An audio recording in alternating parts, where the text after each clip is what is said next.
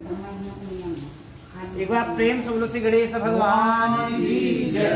गजाननं भूतगणाधिसेवितं कपित्थजम्बुफलचारुभक्षणं उमासुतं शोकविनाशकारकं नमामि विघ्नेश्वरपादपङ्कजं।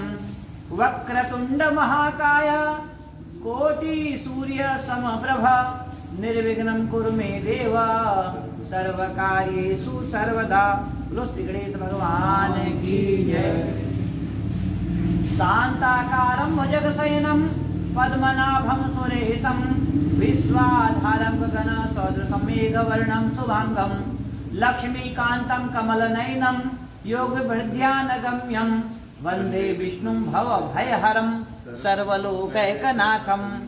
बोलो आदि पितर भगवान नारायण की जय हो। ध्याये नित्यं महेशं रजतनिभं चारुचन्द्रावतंसं रत्नाकल्पोज्ज्वलांगं परशुरघुवराधीहस्तं प्रसन्नं पद्मासीनं समन्तातसुतं अमरगणैः व्याघ्रबिम्बसानं विश्वाद्यं विश्ववन्द्यं निखरभयहरं पंचवक्त्रं त्रिनेत्रं श्री सांब सदा शिव शंकर भगवान की जय हो। पितृ गायत्री 5 बार। ओम देवताभ्यः पितृभ्यः महायोगिभ्यः एव च नमः स्वाहाये स्वधाये नित्यमेव नमो नमः। ओम देवताभ्यः पितृभ्यः महायोगिभ्यः एव च नमः स्वाहाये स्वधाये नित्यमेव नमो नमः। ओम देवताभ्यः पितृभ्यः महायोगिभ्यः एव च नमः स्वाहाये स्वधाये नित्यमेव नमो नमः। ओम देवताभ्यः पितृभ्यः महायोगिभ्यः एव च नमः स्वाहाये स्वधाये नित्यमेव नमो नमः। ओम देवताभ्यः पितृभ्यः महायोगिभ्यः एव च नमः स्वाहाये स्वधाये नित्यमेव नमो नमः। पितरों की जय हो। संकल्पम कुर्यात्। हाथ में जल ले लीजिए। आज पंचमी के ऊपर ना।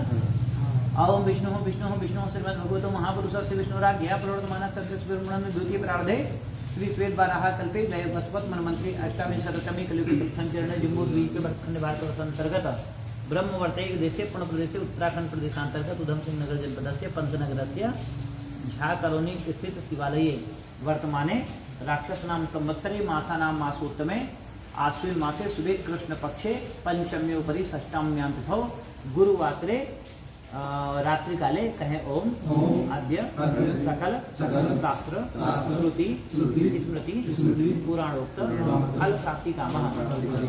अपने गोत्र का उच्चारण करके अपना नाम लिए। गर्भ गोत्र से गिरिजाशंकर शर्मा हम कहें मम पितरस्य अक्षय तृप्ति सद्गति कामना सिद्ध्यर्थम विशेषतः भगवत प्रीत्यर्थम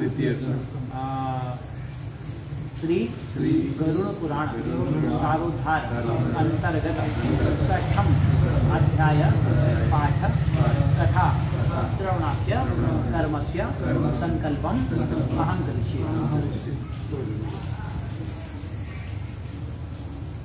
तो छठे अध्याय में जीव की गर्भावस्था का दुख, गर्भ में पूर्व जन्मों के ज्ञान की स्मृति, जीव द्वारा भगवान से अब आगे दुष्कर्मों को न करने की प्रतिज्ञा और गर्भवास से बाहर आते ही वैष्णवी माया के द्वारा मोहित होना और गर्भावस्था की प्रतिज्ञा को भुला देना। माने कि जैसे पहले अध्याय में पहले दिन का जिक्र हुआ था, बताया था ना कि एक शरीर से जीवात्मा के निकलते ही अंगुष्ठ पर्व मात्र का शरीर, उसके उपरांत जब उसको पिंडज शरीर प्राप्त होता है, जो हम लोग पिंड देते हैं, उससे एक हाथ का शरीर, वो सब भोगने के बाद में तब उसको कह रहे हैं उसके पाप और पुण्य जब बराबर हो जाते हैं तो अवशेष को भोगने के लिए उसको मनुष्य योनि मिलती है। माने कि मनुष्य योनि में आपको कुछ करने की स्वतंत्रता मिल पाती है, और आप उपयोग करने के लिए आपका विवेक आपको दिया जाता है, और इंद्रियों को आपके जो है चैतन्य किया जाता है। तो इसके अतिरिक्त जितनी भी योनियां हैं वो सारी भोग योनियां हैं। जैसा कि पहले भी वर्णन आया हुआ है कि अगर यहाँ पे एक चींटी मरती है तो उस चींटी के लिए कई बार क्या होता है ना कि उसके लिए एक दूसरा शरीर पहले से तैयार हो चुका है, बस उस शरीर में हरकत जब भी शुरू होगी जैसे ही ये चींटी यहाँ पे देह को त्याग करेगी, ठीक है। और देह सभी को अपना प्रिय होता है, तो मनुष्यों के लिए विशेष तौर पे कह रहे हैं वो अब जैसे ही इसने फिर से उसको शरीर मिलने लगा तो वहाँ पर आतुर काल के समय पे उसको उसकी दिव्य चेतना मिलती है ना, जो आपके पुराने जन्मों के पुरानी स्मृतियाँ, इस जन्मों की पर जन्मों की स्मृतियों का वहाँ पर सिंगावलोकन होने लगता है। ऐसी ही स्थिति गर्भ में जब वो पुनः आता है तब भी होती है। उस विषय में जिज्ञासावश गरुड़ जी ने प्रश्न किया कि कथम उत्पद्यते मातुः जठरे नरकागतः गर्भाभिदुःखम यद भुंक्ते तन्मे कथय केशव। अर्थात हे केशव, नरक से आया हुआ जीव माता के गर्भ में कैसे उत्पन्न होता है, वह गर्भवास आदि के दुख को जिस प्रकार भोगता है वह सब भी आप हमें बताइए। कारण क्या था? अभी तक तो जिज्ञासा थी, अब जिज्ञासा के जैसे जैसे एक एक पग बढ़ते चले जा रहे हैं तो उनकी जो है श्रद्धा भी बलवती होती चली जा रही है। कि यह जो प्रसंग है ये बड़ा विचित्र है, क्योंकि यहाँ पर कर्म और तज्जनित फलों को और उस फलों की अगर हमारे को अनुकूलता है तो कर्म को करने की प्रेरणा, साथ में अगर फल की प्रतिकूलता है तो उसके फल की प्राप्ति न हो तो तज्जनित कर्मों से दुर्गति का भी यहाँ पे व्यवस्था है, और कहीं कहीं प्रायश्चित का भी उल्लेख किया हुआ है। तो कह रहे हैं उसका सांगोपांग अनुशीलन गरुड़ जी करना चाहते थे, या यूँ कहें कि गरुड़ जी हम लोगों के ऊपर कृपा बरसाने के लिए, गरुड़ जी बहुत ही विवेकी, बहुत विद्वान, उद्भट विद्वान और उद्भट मतलब बहुत बढ़िया योद्धा। उनका जो चरित्र है आप अपने इतिहास पुराणों में अगर अवलोकन करेंगे तो गरुड़ जी का चरित्र बड़ा जबरदस्त है। आजकल धर्म योद्धा गरुड़ आ रहा है, उसमें उनके चरित्र का बड़ा सुंदर चित्रांकन किया हुआ है। सब टीवी पे आता है, आप चाहे तो देख सकते हैं। मेरा यहाँ सब टीवी को प्रमोट करने का कोई इच्छा नहीं है, लेकिन उन्होंने जो संकलन जिसने भी रचना की है बहुत सुंदर कर रखी है। उसकी सबसे अच्छी बात यह है कि जिस भी पात्र, उसमें सारे पात्र हैं, उसमें आपको दैत्यराज बलि भी हैं, असुर लोग भी हैं, नाग लोग भी हैं, गंधर्वों का भी जिक्र है, सबका है। किसी को उन्होंने बहुत ज़्यादा हाइप नहीं किया और किसी का जो है मानमर्दन नहीं किया है। मतलब वहाँ पर अगर आप अपने आप को उसमें एक अंग मान करके चलें, अपने आप को जोड़ करके चलेंगे तो आप यह पाएंगे कि वहाँ पर अगर कद्रू के हाथ से कुछ गलती हो रही है तो उसके पीछे भी कारण है। मतलब कद्रू को विलन नहीं बनाया उन्होंने, और नहीं तो अक्सर क्या होता है कि बॉलीवुड ने हमारे देवताओं का विशेष तौर से नारद जी का बड़ा उपहास किया है, चोटी खड़ी करके। मतलब यार चोटी कैसे खड़ी होने का मतलब वो शिखा है, ठीक है, तो शिखा को क्या नाम है खड़ी करके चलेंगे तो हमारा जो है बहुत बढ़िया हमारे धर्म का जो है रेख देख करके रेखा बनाने का प्रयास किया है, और अब वो खुद उसी में बहने वाला है, उड़ जाएगा। शिखा होती थी दक्षिण पाद शिखा, जो शिखा है ना, ये जैसे हमारा दक्षिण पाद है या वाम पाद है, ये गोत्र के हिसाब से तय होता है। तो जब कोई ब्राह्मण आ रहा है आपके पास में, कोई ब्राह्मण देवता आते हैं और वो दक्षिण पाद है ना, तो उसका मतलब यह होता है कि उसका सबसे पहले दाहिना पैर धोया जाएगा, ठीक है। वाम शिखा का मतलब क्या हुआ, जो शिखा वो बांधेंगे तो बाईं तरफ से इधर को करके, मतलब उनकी शिखा जो है इधर को होगी, इधर को होगी बाईं तरफ में। और ये कुछ ये है, और इसके पीछे कहते हैं ना हर एक का क्षेत्र बांटा गया था। जैसे शुक्ल यजुर्वेद है,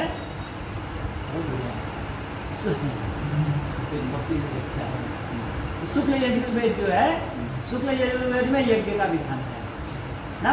अगर कोई जैसे मेरा शुक्ल यजुर्वेद है और मैं यज्ञ नहीं कर रहा हूँ तो मेरा शुक्ल यजुर्वेदी होना ही व्यर्थ है। तो यज्ञ कैसे होएगा उसकी पूरी जानकारी लीजिए और यज्ञ का प्रयोग करना शुरू कीजिए। यज्ञ से सबका कल्याण होना है, ठीक। और अगर शाम में जी हाँ दक्षिण की तरफ ही करके पानी दिखाई, ठीक है। तो अब उसका मतलब ये नहीं कि वहाँ पे घी लगा करके और दक्षिण की तरफ झुकाओगे, वो मतलब नहीं है।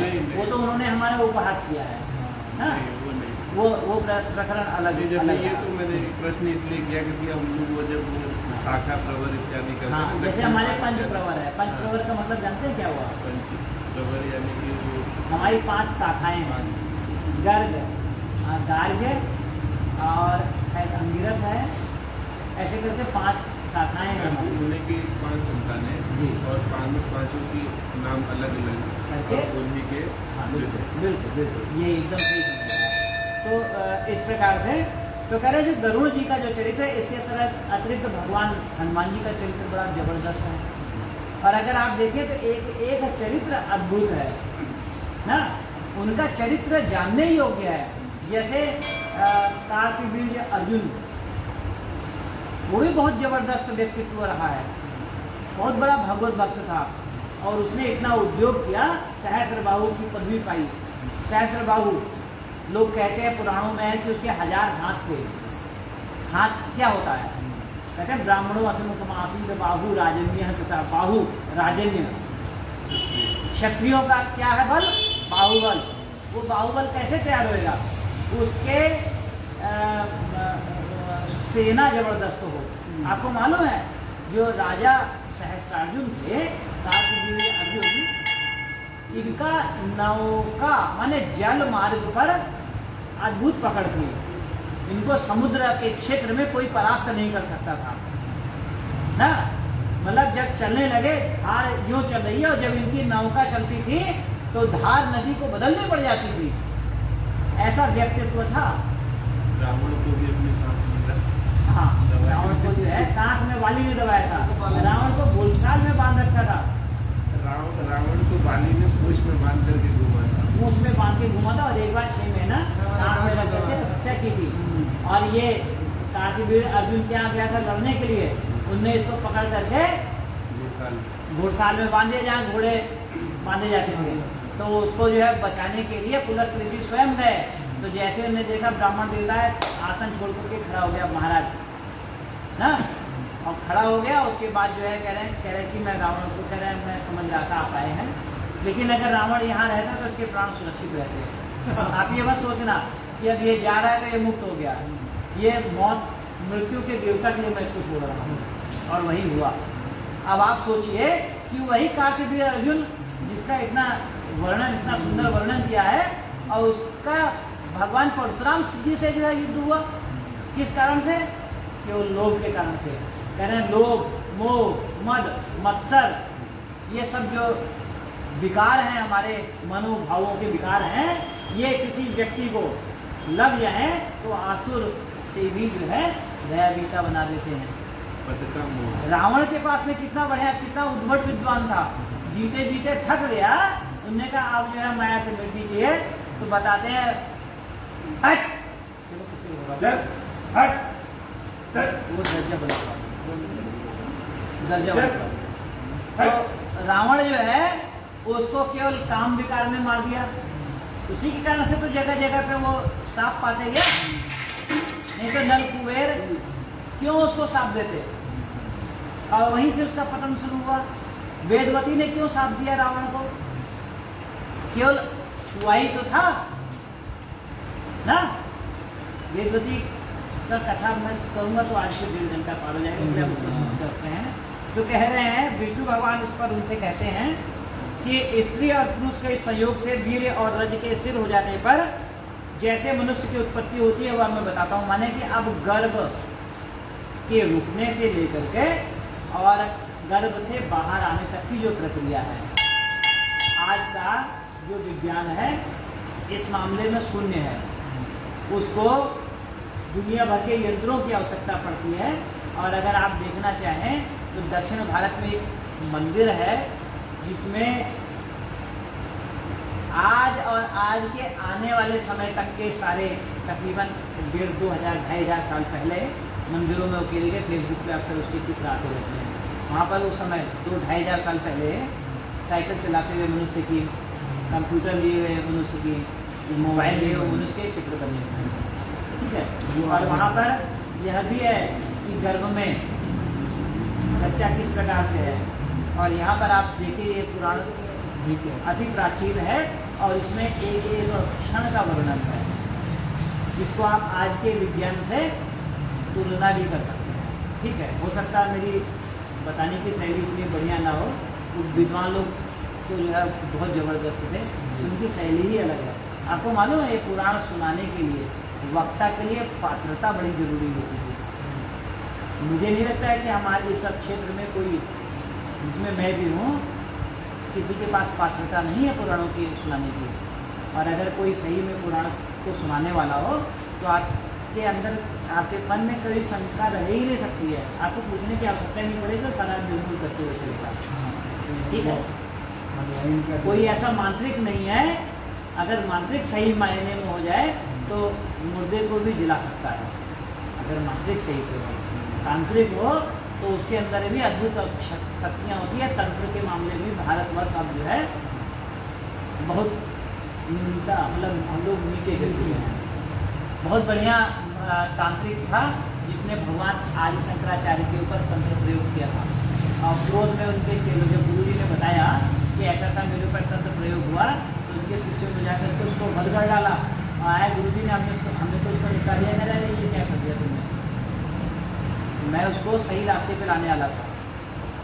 और उसके माध्यम से जो तंत्र की विधा है, जो नष्टप्राय है, वो एक बार फिर से खड़ी हो जाती है। अगर उसको नहीं मारे होते, जल्दबाजी नहीं किए होते, गुरु जी की बात को ढंग से सुने होते, तो शायद आज तंत्र के क्षेत्र में भी हमें ब्रह्मोस की जरूरत नहीं पड़ती। एक विद्वान है। और जब समय आएगा, सुपात्र व्यक्ति मिलेगा, तो उस पात्र के अंदर वह ज्ञान पुनः प्रस्फुटित होएगा, क्योंकि बीज का कभी नहीं नाश होता है। बीज सुसुप्तावस्था में चले जाएगा, अलग की बात है। हो सकता है हमारे आपके बीच में से ही कोई तांत्रिक निकल आए, ठीक।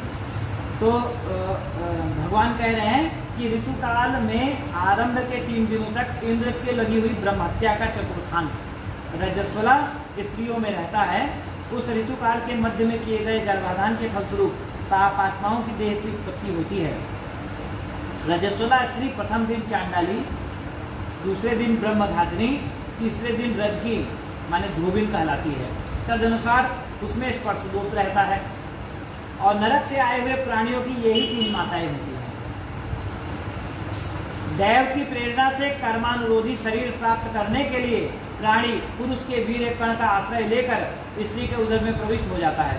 एक रात्रि में वह शुक्राणु कलल के रूप में, 5 रात में बुदबुद के रूप में बुलबुला, 10 दिन में बेल के समान, और उसके पश्चात मांसपेशियों से युक्त अंडाकार हो जाता है। 1 मास में उसका सिर, 2 माह में बाहु, तीसरे मास में नख, लोम, अस्थि, चर्म और लिंग बोधक छिद्र उत्पन्न होते हैं। चौथे मास में रक्त, मांस, रस, मेदा, अस्थि, मज्जा, शुक्र, ये 7 धातुएं। और 5वें मास में उसके अंदर भूख और प्यास पैदा होती है। 6ठे मास में जरायु में लिपटा हुआ, माने गर्भ की जेर में लिपटा हुआ वह जीव माता की दाहिनी कोख में घूमता है और माता के द्वारा खाए पिए अन्न आदि से बढ़े हुए धातुओं वाला वह जंतु विष्ठा और मूत्र के दुर्गंध युक्त गड्ढे रूपी गर्भाशय में सूता रहता है। वहां गर्भस्थ क्षुधित कृमियों के द्वारा उसके सुकुमार अंग प्रतिक्षण बार बार काटे जाते हैं, जिससे अत्यंत क्लेश होने के कारण वह जीव मूर्छित हो जाता है। माता के द्वारा खाए हुए कड़वे, तीखे, गरम, नमकीन, रूखे और खट्टे पदार्थों के अति उद्वेजक संस्पर्श से उसे समूचे अंग में वेदना होती है। और जरायु माने झिल्ली से लिपटा हुआ वह जीव आंतों के द्वारा बाहर से ढका रहता है। उसकी पीठ और गर्दन कुंडलाकार होती है। आपने अंडे में एक्सरे देखा होगा तो बच्चा गर्दन पाया होगा ना, कुंडल बनाए हुए गोल गोल शेप में रहना शुरू करता है। इसी प्रकार अपने अंगों से चेष्टा करने में भी असमर्थ होकर वह जीव पिंजरे में स्थित पक्षी की भांति माता की कोख में अपने सिर को दबाए पड़ा रहता है और भगवान की कृपा से उसको अपने सैकड़ों जन्मों के कर्मों का स्मरण हो आता है और उसको मन स्मरण करता हुआ वह गर्भस्थ जीव लंबी लंबी श्वास लेता है। ऐसी स्थिति में भला उसे कौन सा सुख प्राप्त हो सकता है। मांस, मज्जा आदि 7 धातुओं के आवरण से आवृत वह ऋषिकल्प जीव भयभीत होकर हाथ जोड़कर विकल वाणी से उन भगवान की स्तुति करता है जिन्होंने उसको माता के उदर में डाला है। 7वें महीने के आरंभ से ही सभी जन्मों के कर्मों का ज्ञान हो जाने पर भी गर्भस्थ प्रसूति वायु के द्वारा चालित होकर वह विष्ठा में उत्पन्न सहोदर, माने सहोदर का मतलब समझ रहे हैं, सह उदर उड़िए सह नहीं, कीड़ा साहब सगा भाई नहीं होता आपका, सगा भाई सहोदर हुआ, एक ही उदर से उत्पन्न सहोदर भाई हुआ कहने के लिए। और एक सहोदर जो है उसी गर्भ के साथ साथ में कीड़े होते हैं, रेंगने वाले, केचुए, एस्केरिस ना, तो वो उनको वहां पर कष्ट देते रहते हैं। वो अभी तो सहोदर हुए तो उनके लिए यहाँ पर प्रयुक्त हुआ है सहोदर शब्द। कह रहे हैं उत्पन्न सहोदर माने उसी पेट में उत्पन्न अन्य कीड़े की भांति एक स्थान पर ठहर नहीं पाता। कीड़े जैसे रेंगते बिलबिलाते रहते हैं वैसे वह गर्भ में बिलबिलाता पड़ता रहता है। और जीव क्या कहता है, कहता है श्रीपतिम जगदाधारम अशुभ क्षय कारकम ब्रजामि शरणम विष्णुम शरणागत वत्सलम कौन माया मोहितो देहे तथा पुत्र कलत्र के अहम ममाभिमानेन गतो हम नाथ संस्कृतिम कथम परिजनस्यार्थे मया कर्म शुभात्मम एकाकीकेन दत्तो हम गता ते फलभागिनः यदि योन्याः प्रमुच्येहम तत् स्मरस्ये पदम तव तमुपायं करिष्यामि येन मुक्तिं व्रजाम्यहम् मूत्रकूपे पतितो दग्धो हम जटिलाग्निना इच्छन्नितो विवसितुं कदा निर्यासिते बहिः येने दशम मे विज्ञानम दत्तम दीन दयालुना तमेव शरणम यामि पुनर्मे मास्तु संस्कृति। एक मजे की बात बताऊं, ये जो है ना संस्कृत देव भाषा संस्कृति ही ऐसी है जो अंतरिक्ष में भी अपना स्वरूप बदलती नहीं है। और इसका संदेश जो है चाहे आप उल्टा करके ले लो चाहे उल्टा करके ले लो, एक ही रहता है। बाकी अंग्रेजी का जो है आपके सामने भी कोई बोलेगा उसका उल्टा और सीधा दोनों अर्थ हो जाएगा। अंग्रेजी में कोई शब्द बोला जाए तो उसको उसी का उल्टा भी हो जाएगा और सीधा भी हो जाएगा। लेकिन संस्कृत ऐसी जो है जो हमें संस्कृति में नृत्य करती है। ठीक, जीव जो है वो गर्भ में रहते हुए भी आसपास की चीजों को सुनता रहता है वहां पर। और देवभाषा संस्कृत है ये, क्योंकि इसके जो मातृकाएं हैं, मातृकाएं कौन सी, जो हमारा वर्णमाला है उसके प्रत्येक अक्षर एक मातृकाएं हैं। यह मातृकाएं हमारे शरीर के विभिन्न केंद्रों पर उपघात करती हैं, उसके कारण से विविध प्रकार के हार्मोन्स का सृजन होता है। ठीक है, उसके द्वारा हमारे शरीर की जो संरचना है वो दुरुस्त रहती है, इसलिए तो ये बेहतरीन है। लेकिन जो गर्भस्थ शिशु है ना, वह संस्कृत जानता ही होगा, ये जैसा संशय की बात है ना, और वो भी आकर के यहाँ पे सीखता है। अभी आपको ये शायद पल्ले नहीं पड़ रही होगी, इसलिए मैं हिंदी में इसको खींच रहा हूँ। मेरा ये सारा ये बनाने की भूमिका यही थी कि आप हिंदी में समझ में आएगा तो मैं हिंदी में बोलता हूँ। ठीक, वैसे ये स्तुति है भगवान के लिए जीव आत्मा द्वारा की गई ना। उस समय ये स्तुति माने हमारे मन में जो भाव आते हैं उनको व्यक्त करना ही स्तुति है। और कहते हैं स्तोत्रार्थ करना, तो ये भगवान की स्तुति कर रहा है। काहे कि मुझे जल्दी से जो है यहाँ से मुक्त करो, मैं यहाँ पर त्रस्त हो चुका हूँ। कहता है कि मैं लक्ष्मी के पति, जगत के आधार, अशुभ का नाश करने वाले तथा शरण में आए हुए जीवों का कल्याण करने वाले और उनके प्रति वात्सल्य रखने वाले भगवान विष्णु की शरण में जाता हूँ। हे नाथ, आपकी माया से मोहित होकर मैं देह में अहम भाव, पुत्र और पत्नी आदि में ममत्व भाव के अभिमान से जन्म मरण के चक्कर में फंसा हुआ हूँ। मैंने अपने परिजनों के उद्देश्य से शुभ और अशुभ कर्म किए, किंतु अब मैं उन कर्मों को के कारण अकेला जल रहा हूँ। किया तो मैंने सबके लिए था, लेकिन झेल अकेले रहा हूँ महाराज। शरण में आया हुआ शरणागत हूँ। यदि इस गर्भ से निकलकर मैं बाहर आऊं तो आपके चरणों का स्मरण करूंगा। उस समय ध्यान आ रहा है, जब हमारे ऊपर हंसती है ना, उस समय हमें भगवान याद आते हैं। और ये तो तगड़ी वाली है, मतलब पैर भी नहीं फैला पा रहा है, तब एकदम सारे त्रिलोक दिखाई दे रहा है उसको। उस स्थिति में कह रहा है कि मैं जैसे ही गर्भ से बाहर आऊंगा, मैं आपके चरणों में प्रीति करूंगा। इसके अतिरिक्त कह रहा है कि ऐसा उपाय करूंगा कि जिससे मैं मुक्त हो सकूं। विष्ठा और मूत्र के कुएं में गिरा हुआ और जठराग्नि से जलता हुआ एवं यहाँ से बाहर निकलने की इच्छा करता हुआ मैं कब बाहर निकल पाऊंगा। सही, जिस दीनदयालु परमात्मा ने मुझे इस विशेष प्रकार का ज्ञान दिया है, मैं उन्हीं की शरण को ग्रहण करता हूँ, जिससे मुझे पुनः संसार के चक्कर में ना आना पड़े। अथवा मैं माता के गर्भ से कभी बाहर जाने की इच्छा नहीं करता, क्योंकि बाहर जाऊंगा तो फिर से पाप कर्मों के द्वारा मेरी दुर्गति होगी। इसलिए यहाँ बहुत दुख की स्थिति में भी रहकर मैं खेद रहित होकर आपके चरणों का आश्रय लेकर संसार से अपना उद्धार कर लूंगा। यह सोच रहा है वहां पर। प्रसव के लिए इस प्रकार की बुद्धि वाले एवं स्तुति करते हुए 10 मास के ऋषिकल्प माने जो गर्भ पक चुका है, उस अवस्था में पहुंचा हुआ जीव, गर्भस्थ जीव, उसको प्रसूति वायु माने एक वायु जो गर्भ को, गर्भस्थ जीव को गर्भ से धकेल करके बाहर ले जाती है। मतलब जब आएगी ना, अब मैं तो यही रहूंगा। पहले तो उसने बहुत बिगड़ा है कि मुझे बाहर करो, मुक्त करो।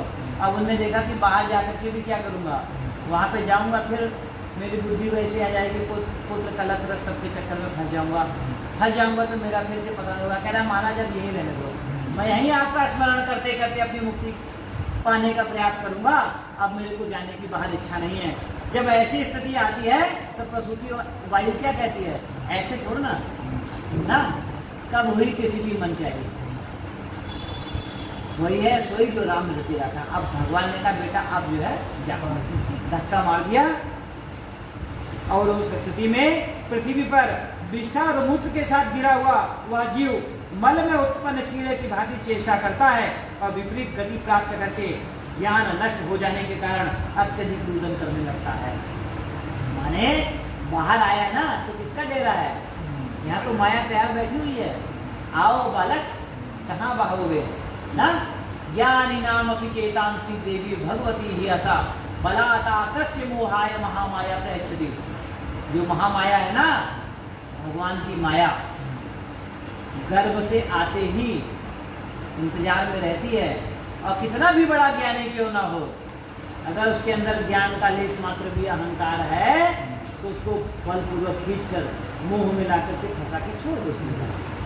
ठीक है, और मेरा तो एक अनुभव है ना कि तुझे नरक में रखना है, रख, ठीक है, मैं नरक में भी जाने के लिए तैयार हूँ, लेकिन साथ मत छोड़ना।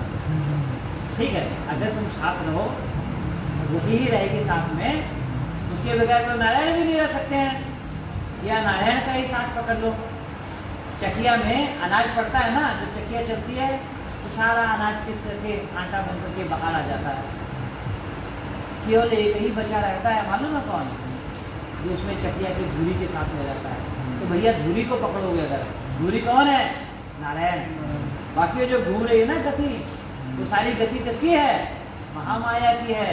उसके चक्कर में फंसोगे तो आटा बन करके बाहर आ जाओगे, किसी के उदर में जाकर के उसकी भूख शांत करोगे, फिर विष्ठा बन करके बाहर आओगे, कीड़ों की भूख शांत करोगे, फिर कीड़ों पूरा जो है चक्कर में फंसे रह जाओगे। यही है 99 का चक्कर।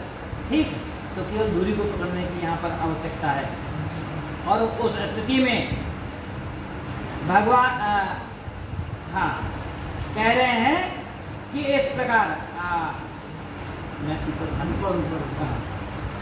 गर्भ में रुग्णावस्था में, स्मशान भूमि में तथा पुराण के पारायण के समय या श्रवण के समय जैसी बुद्धि रहती है। कैसे कैसे, गर्भावस्था में चैतन्य था ना पूरा। स्मशान भूमि में, शमशान घाट में जाते हैं, कहते हैं सच्ची गति यही हो रही है, कल को हमें भी यही आना है, उस समय बुद्धि एकदम शुद्ध रहती है। पुराण के वाचन के समय या पुराण पारायण करते समय, मैं पुराण पढ़ रहा हूँ, इस समय जैसी मेरी बुद्धि है, आप श्रवण कर रहे हैं, इस समय आपकी जैसी बुद्धि है। अगर ऐसी ही बुद्धि हमेशा रहे, माने इस तरह से बुद्धि स्थिर हो जाए, तो कौन सा ऐसा सांसारिक बंधन है जिससे कि मनुष्य मुक्त नहीं हो सकता। मतलब ये जो बुद्धि है वर्तमान समय की, यह हमेशा ऐसे ही रहे, हमें इसके लिए सचेत रहना होगा, प्रयास करना होगा, समझे। दूसरा, कर्म भोग के अनंतर जीव जब गर्भ से बाहर आता है, तब उसी समय वैष्णवी माया उस पुरुष को मोहित कर देती है। पता है ना, ये जो मैंने अभी मंत्र बोला था, श्री दुर्गा सप्तशती में सप्तश्लोकी दुर्गा का पहला ही मंत्र है। ज्ञानियों के विचित्र को महामाया बलपूर्वक मोह में लाकर छोड़ देती है। अब घूमे रहो भाई। कहे उस समय माया के स्पर्श के कारण जीव विवश होकर कुछ बोल नहीं पाता, प्रत्युत शैशवादी अवस्थाओं में होने वाले दुखों को पराधीन की भांति भोगता रहता है। अगर माँ जो है उसको हटाए नहीं ना, तो पेशाब किया वो उसी में पड़ा रहे, खटमल काटें, मच्छर नोच डालें, और अगर माँ बाप नहीं देख रहे हैं, किसी बच्चे को बेइज्जती से फेंक दिया गया तो कौवे नोच डालते हैं, चूहे काट देते हैं, कुत्ते नोच डालते हैं। माने वो पराधीन है, वह दया का पात्र है। किसका? माता का सबसे ज्यादा, फिर पिता का। खेलने में भी आस लगाता है कि भैया 4 लोगों की टीम बड़ी शानदार चली, हमें भी जोड़ लो, होता है ना। और उसके बाद में चैतन्य होता है, कुछ करने के लिए स्वतंत्र होता है, सारा अनुभव इकट्ठा करके। तो कह रहे हैं कि उसका पोषण करने वाले लोग उसकी इच्छा को जान नहीं पाते। जब शैशवावस्था में बोल नहीं पा रहा है, उस स्थिति में वह धीरे धीरे चेष्टाओं के माध्यम से अपना बोलने के लिए, उन्होंने देखा कि एक बार यार भूख लगी थी, अब क्या करूं, नहीं बोल पाया तो रोना लगा। उन्होंने देखा रोने पे माँ ने दूध पिला दिया, तो जब तक उसका पेट नहीं भर जाता है तो बार बार रो रो करके बुलाता है। उसके बाद धीरे धीरे उसने देखा कि माँ माँ कहने पे भाग करके आई, तो कौन आ रही है? यही आ रही है, बार बार ये सबसे ज्यादा सेवा करी, तो माँ माँ कहते हुए बुलाता है, या पापा कहते हुए बुलाता है। ठीक है, तो कह रहे हैं उस प्रकार उसका अनुभव बढ़ते जाता है, उस अनुभव का प्रयोग करते चले जाता है। अतः प्रत्याख्यान करने में असमर्थ होने के कारण वह विपरीत माने विपरीत स्थिति को प्राप्त हो जाता है। स्वेदज जीवों से दूषित और मिष्टा मूत्र से अपवित्र शैया पर सुलाए जाने के कारण अपने अंगों को खुलाने में, आसन से उठने में तथा अन्य चेष्टाओं को करने में वह असमर्थ रहता है। जैसे एक कृमि दूसरे कृमि को काटता है, उसी प्रकार ज्ञान शून्य और रोते हुए उस शिशु की कोमल त्वचा को डांस, मच्छर और खटमल आदि जंतु व्यथित करते हैं। इस प्रकार शैशवावस्था का दुख भोग कर वह पौगंडावस्था में भी दुख प्राप्त करता है। तदनुसार युवावस्था को प्राप्त होकर आसुरी संपत्ति को प्राप्त करता है। भैया आसुरी संपत्ति क्या है साहब? जैसा बढ़े दाढ़ी निकलने लगे, अपने रूप पे ही मोहित हो जाए साहब, यही आसुरी संपदा है। मेरे पास तो बहुत बल है, मेरे पास बहुत ज्ञान है, यही है जो अहम का भाव आया ना, तो अभिमान बहुत बढ़िया चीज है। लेकिन जब वह और बढ़ता है और अभिमान के लकीर को सुनना शुरू कर देता है, तब आपको पतन का कारक हो जाता है। दंभी दर्पोभिमानश्च क्रोधा पारुष्यमेव च अज्ञानम च अभिजातस्य पार्थ संपदमासुरीम, गीता में कहा गया है 16वें अध्याय का 4था मंत्र। कह रहे हे पार्थ, दंभ, घमंड, अभिमान और क्रोध, कठोरता और अज्ञान, ये सभी आसुरी संपदा है। इसको लेकर उत्पन्न हुए पुरुष के लक्षण हैं। इन आसुरी संपदा को पा करके गड़बड़ होना उसका शुरू होता है। तभी वह दुर्व्यसनों में आसक्त होकर नीच पुरुषों के साथ संबंध बनाता है और वह काम लंपट प्राणी शास्त्र और सत्पुरुषों से द्वेष करने लगता है। भगवान की माया रूपी स्त्री को देखकर वह अजितेंद्रिय पुरुष उसकी भावभंगिमा से प्रलोभित होकर महामोह रूपी अंधतम में उसी प्रकार गिर पड़ता है जैसे अग्नि में पतंगा, हिरण, हाथी पतिंगा, भंवरा और मछली, ये 5 हैं जो क्रमशः शब्द हिरण आवाज से मोहित होता है।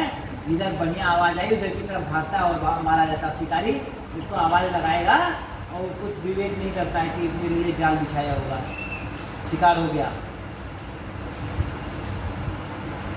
हाथी स्पर्श का सुख पाने के लिए, स्पर्श के सुख के चक्कर से वह फंसता है। और पतंगा रूप के कारण से, अग्नि उसको बड़ी अच्छी लगती दिया लो, उससे मोहित हो जाता है और जा करके अग्नि का स्पर्श करते ही भस्मीभूत हो जाता है। भंवरा गंध के कारण, सुगंधी लेने के लिए जगह जगह जाकर पराग लेने के चक्कर में फंस जाता है। और मछली रस के कारण से, रस कैसा, स्वाद के चक्कर में, खाने के लिए है ना सब मछली के लिए अंदर, पतिंगा भी है, कीड़े उसके मतलब का पर्याप्त है, लेकिन एक कांटे में कछुआ डाल करके डाल दिया या चारा उसका, और उस रस के चक्कर में जब पहुंचती है और खुद को जो है ले बैठती है। अब आप सोचिए कि एक दोष के कारण या अपनी जिंदगी खपा लेते हैं, और मनुष्य में तो यह 5 दोष हैं एक साथ में है, इसका कल्याण कैसे होगा? क्यों नहीं मारा जाएगा? वह कह रहे अभीप्सित वस्तु की अप्राप्ति की स्थिति में अज्ञान के कारण ही क्रोध उत्पन्न होता है, और शोक को प्राप्त व्यक्ति देह के साथ ही बढ़ने वाले अभिमान तथा क्रोध के कारण वह कामी व्यक्ति स्वयं अपने नाश हेतु दूसरे कामी से शत्रुता कर लेता है। समझ में आया नहीं उसको? उसकी बुद्धि भ्रमित हुई, अपने से तगड़े से किसी से बैठ ठान दिया। अब ठान दिया तो क्या होगा? जो तगड़ा होगा नहीं जीतेगा। अब अगर लौकी दुश्मनी कर ले छुरी से, या छुरी दुश्मनी करे लौकी से, किसका बिगड़ना है? लौकी को ही जाना है, स्वाभाविक सी बात है। तो कह रहे हैं कि इस दंभी का वही हाल हो जाता है। और इस प्रकार अधिक बलशाली और अन्य कामी जनों के द्वारा वह वैसे ही मारा जाता है जैसे किसी बलवान हाथी से दूसरा हाथी युद्ध में मारा जाता है। इस प्रकार जो मूर्ख अत्यंत दुर्लभ मानव जीवन को विषय आसक्ति के कारण व्यर्थ में नष्ट कर लेता है, उससे बढ़कर पापी और कौन होगा? सैकड़ों योनियों को पार करके पृथ्वी पर दुर्लभ मानव योनि प्राप्त होती है। मानव शरीर प्राप्त होने पर भी द्विजत्व की प्राप्ति उससे भी अधिक दुर्लभ है, और अति दुर्लभ द्विजत्व को प्राप्त कर जो व्यक्ति द्विजत्व की रक्षा के लिए अपेक्षित धर्म कर्मानुष्ठान नहीं करता, केवल इंद्रियों की तृप्ति में ही प्रयत्नशील रहता है, उसके हाथ में आया हुआ अमृत स्वरूप वह अवसर उसके प्रमाद के कारण नष्ट हो जाता है। इसके बाद वृद्धावस्था को प्राप्त करके महान व्याधियों से व्याकुल हो वह मृत्यु को प्राप्त कर पूर्ववत महान दुखपूर्ण नरक में जाता है। इस प्रकार जन्म मरण के हेतुभूत कर्म पाशु से बंधे हुए वे पापी मेरी माया से मोहित होकर कभी भी वैराग्य को प्राप्त नहीं कर पाते। वैराग्य का मतलब क्या हुआ? बिना राग के, कोई राग द्वेष नहीं है ना, राग नहीं रखना है।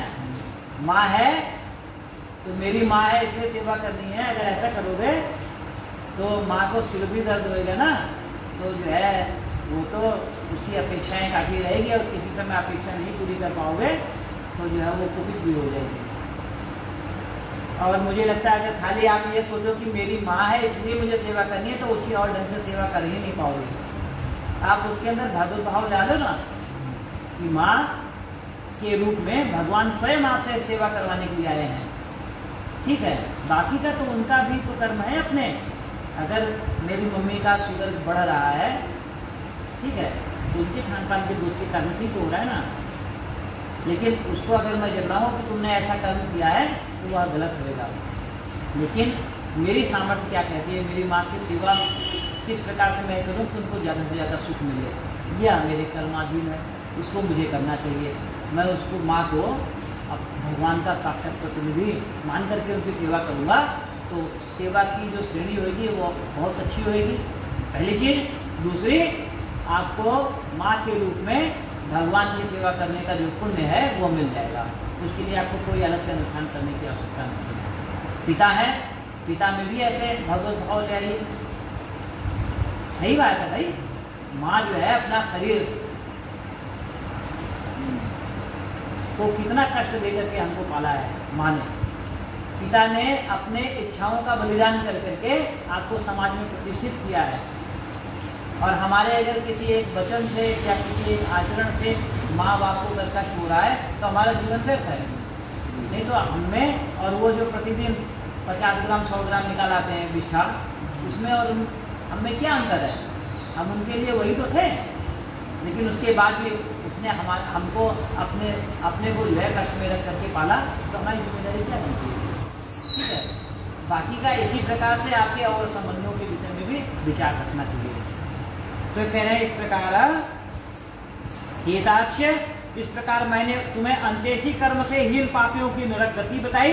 अब आगे और क्या सुनना चाहते हो, यह अगले अंक में बताया जाएगा। तो श्री गरुड़ पुराण अंतर्गत सारोद्धार में पाप जन्मादि दुख निरूपण नामक 6वां अध्याय पूर्ण हुआ। बोलो आदि पितर भगवान नारायण की जय।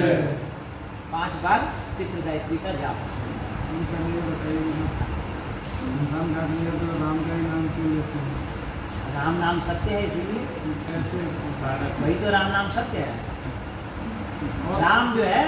राम जो है आप वर्णमाला में इसको गिनेंगे अगर र आ और म, इसकी जो अंक संख्या है जब आप गिन करके जोड़ेंगे तो 54 आएगा। ठीक है। सीता शब्द जो है इसको भी जोड़ेंगे आप तो इसका भी अंक है 54। 54 और 54 मिला करके क्या हुआ? 108। 108 क्या है? 27 गुणे 4। 27 क्या है? नक्षत्र हैं, और 4 क्या है? उसके चरण हैं। सही है। राम नाम जो है बहुत ही पवित्र है, ये किसी को भी पवित्र करने में सक्षम है। राम रामेति रमे रामी मनोरमे सहस्र नाम तत्पुण्यम राम नाम वरानने। जो राम नाम है भगवान के अन्य सभी नामों में सर्वश्रेष्ठ है। वैसे तो सर्वश्रेष्ठ जो कृष्ण शाखा वाले हैं उनके लिए तो कृष्ण नाम सर्वश्रेष्ठ है, देखिए राम नाम की महिमा ही अलग है। करे भाव सागर से तरने के लिए राम नाम रूपी नौका वहाँ पर तैयार होकर के चली जाती है। अब देखो इसी पे आज समय है अभी है। अच्छा, इसीलिए आप क्यों सुनिए। फिर मैं आपको राम नाम के ऊपर एक बड़ी मस्त, मैंने लिंग पुराण में एक कथा पढ़ी थी। उसमें क्या था कि आपको शंकर जी का तो स्वरूप मालूम है, इनके गुण भी मालूम है, लगभग सारे गुण तो जो है शंकर जी भी नहीं जानते हुए मेरी क्या होता। तो था क्या एक बार कि किसी व्यक्ति की मृत्यु हो गई, ठीक। अब उसका शरीर पिंडदान हुआ, तैयार हुआ यान, वो उसको भी यान ही बोलते हैं। बस ये है कि उसमें पहिया नहीं होता है, 8 पैर होते हैं, लोग ले करके जाते हैं, ठीक कंधे पे लाद करके ले करके जाने लगे। तो कहना शुरू किया राम नाम सत्य है, सत्य यही गति है ना। और राम नाम का भगवान शंकर जी तो राम नाम के बड़े प्रेमी हैं। हनुमान जी जो है शंकर जी का एक अवतार है, 11वां रुद्र, वो भी बड़े प्रिय हैं। हनुमान जी का जरूर ध्यान करना चाहिए। सनक, सनंदन, सनातन और कुमारी सनकादि ऋषि, नारद जी और ये बैठे हुए सामने हनुमान जी, 11वें रुद्र, ये इतने प्रिय हैं भगवत चर्चा के कि मैं क्या बताऊं। जहाँ कहीं हरि चर्चा हो, राम कथा हो, हरि चर्चा हो, एक तय बातें खाली, सही है ना। वो हम लोग सोचते हैं ना कि राम और कृष्ण और फलाने और ढिमाके, उनका तो संकल्प है जो मुझे जिस रूप में भजेगा मैं उसकी बुद्धि उसी रूप में दृढ़ करके हम सबको गत्ता अपने मिला दूंगा। ठीक है। या तो आप डायरेक्ट जुड़ जाइए, या सोचिए एक एक बिंदु करके, वास्तव में एक एक बिंदु करके तो जा रहे हो आप। ठीक है। तो कह रहे हैं वहाँ पर राम नाम के प्रेमी भगवान नहीं है, और इन्होंने क्या किया कि डमरू बजाते हुए पीछे पीछे चलना शुरू किए, राम नाम सत्य है, राम नाम सत्य है, डांस करते हुए चले। बड़ा मजा आया इनको। शंकर जी कह रहे बहुत महात्मा लोग हैं, ये लोग तो बहुत अच्छे हैं। और उनके साथ में तो उनने जो अपना पीछा करना शुरू कर दिया शंकर जी ने। लेकर के गए साहब, दूर था स्मशान घाट, और वहाँ पर जब ले जाकर के उन्होंने, अब उनको तो बाकी की तैयारी करी थी, आसन दिया जमीन पर, पंडित जी वहाँ पिंडदान की व्यवस्था वगैरह कराने लगे, बाकी इसके बंधु बांधव, अब किसी के मुंह से राम नाम नहीं निकल रहा है। अब शंकर जी बेचारे कभी इधर देखे कभी इधर कह रहे हैं, क्या हो गया, लोग तो बोल ही नहीं रहे हैं। ठीक, अब उधर क्या हुआ, उधर जब तक के वो तैयार हो गया था घटोला, पिंडदान हुआ और शरीर को उठा करके, मतलब उस मुर्दे को उठा करके चिता पे आरूढ़ किया गया, और वहाँ पर दाह संस्कार हुआ विधिवत। दाह संस्कार के उपरांत कपाल क्रिया हुई। कपाल क्रिया के बाद में लोगों ने अब धीरे धीरे वहाँ से निकलना शुरू किया। तो शंकर जी सोच रहे थे कि शायद जो है अब लौटते समय ये लोग राम राम करेंगे, ठीक है। अब पीछा करना शुरू किया, वहाँ तो सब जो है अपने अपने घर को, पहले तो उसके घर पे गए, जैसे एक शिष्टाचार है ना कि जहाँ से चलते हैं वहीं पहुँचते हैं, और वहाँ के बाद सब लोग अपने घर को जा करके नहाने धोना। शंकर जी ने कहा वो जरूर करामात उस मुर्दे की थी, वो मुर्दा इतना करामाती था कि उसका संपर्क पाने के कारण से इन सब लोगों के मुख से राम नाम की धुनी निकल रही थी। तो कह रहे ये लोग तो व्यर्थ हैं, इनके पास मैं क्यों रुकूं। तुरंत उन्होंने बैक टू पवेलियन स्मशान की तरफ यात्रा की, और जब तक ये वहाँ पहुँचते थे वह मुर्दा राख के ढेर में बदल चुका था, भस्मीभूत हो चुका था। अब शंकर जी ने क्या कहा, राख शरीर में मली, राख से राख, और मसान का डेरा राम, जब से जो है स्मशान उनको बहुत प्रिय हो गया, और वहाँ पर भगवान की माया बस वहीं नहीं काम करती है। वहाँ पर जो है माया नहीं पहुँचती है। वहाँ पर कोई कैसा भी चले जाए तो वहाँ पे जितनी देर रहेगा स्मशान में तो उनकी बुद्धि एकदम शांत रहती है।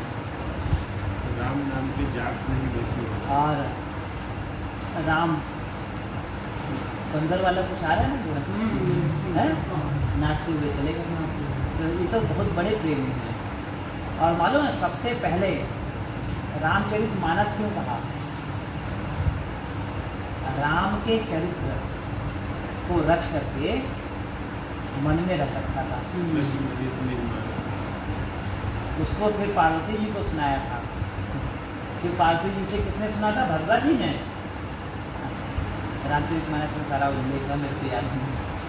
तो कह रहे हैं कि इनकी जो लीला है ना बड़ी अपरंपार है ना। खैर आगे का 5 बार जो है गायत्री का जाप, ठीक है। ओम देवताभ्य पितृभ्य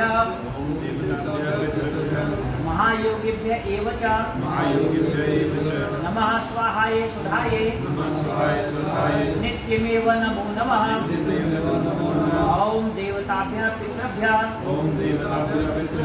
महायोगिभ्य एव च नमः स्वाहाय सुधाये नित्यमेव नमो नमः। ओम देवताभ्य पितृभ्य महायोगिभ्य एव च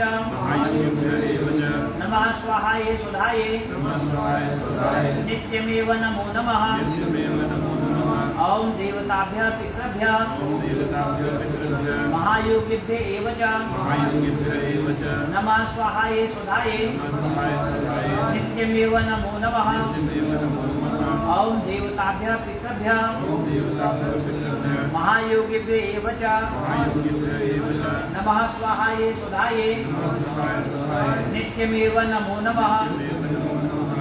प्रेम सुनो आदित्य भगवान नारायण की।